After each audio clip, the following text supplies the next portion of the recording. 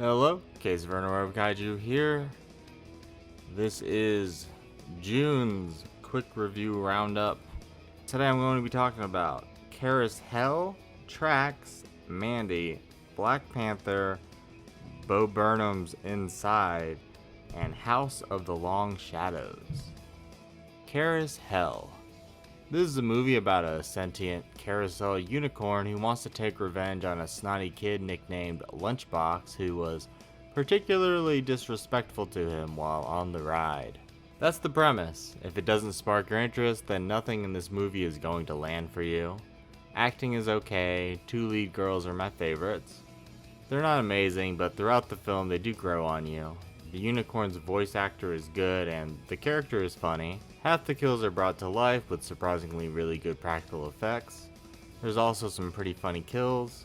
A lot of the other comedy fell flat for me, but at around 70 minutes, the kills and premise alone are enough to warrant a recommendation. 3.75 out of 5. Traxx. Big fan of all the explosion transitions and Traxx just breaking through doors. He's completely psychotic, yet the film still makes him seem very cool. Movie is outrageous and never loses its spark. Remarkably unpredictable all the way from a man getting a hand job while he's lifting weights in bed, to a moving car with real children roped around it as a human shield. Always nice to see Robert Davi, and Priscilla Barnes plays a good horny mayor. 4 out of 5. Mandy. Very okay movie to me. Quite a long setup for a revenge film. The biggest thing that I can compliment Mandy on is the great style and visuals. There's plenty of fantastic ideas and effects during the fight scenes, but that style, I feel, does sort of take away from those.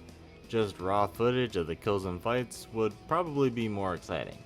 Regardless, the characters and visuals are enough to make the movie memorable, and at the very least you get some good action cage, which is always good in my book. Plus, Cheddar Goblin is just a delight.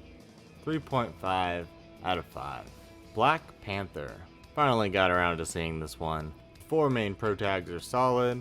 Martin Freeman is a great, more grounded comic relief when compared to the other MCU films. Speaking of grounded, somehow even with all the super high-tech weaponry, the fights are more grounded than the rest of the other MCU films, and I think for the better, since these are mainly just normal human beings fighting and not god or god-powered beings.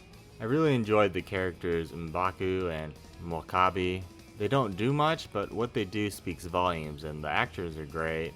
Michael B. Jordan's performance is top-notch, and my favorite thing about Black Panther is that it feels like its own movie and not just the same Marvel film we've seen countless times already. 4 out of 5.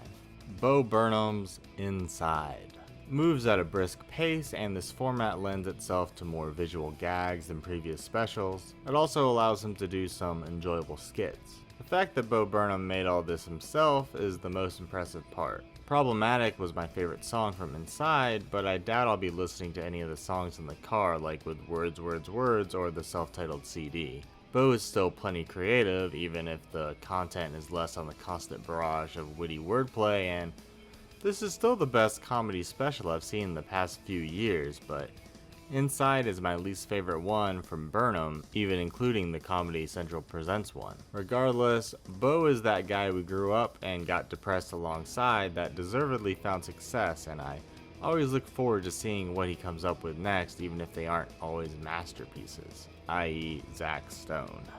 4 out of 5. House of the Long Shadows. Great lighting and shadows, unsurprisingly wonderful performances by the all-star cast, and some of the lesser knowns. I'm not big on the lead guy though. The film moves at a decent pace, constantly building up to the climax through, admittedly sometimes slow twists and turns. House of the Long Shadows has the rare occurrence of its last 3 or 4 twists being sort of predictable, but the predictability of them never actually takes away any enjoyment. As far as spooky murder mystery house movies go, there's a few I'd recommend over this. 4 out of 5. Thanks for watching.